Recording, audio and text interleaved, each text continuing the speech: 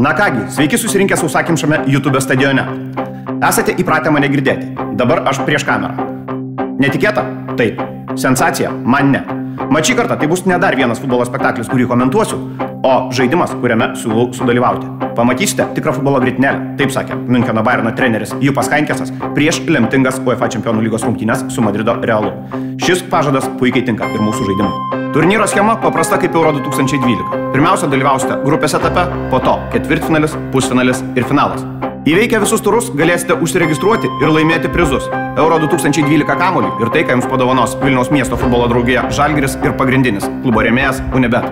Na kągi, kamuolys aikštės viduryje. Švilpiame pradžią.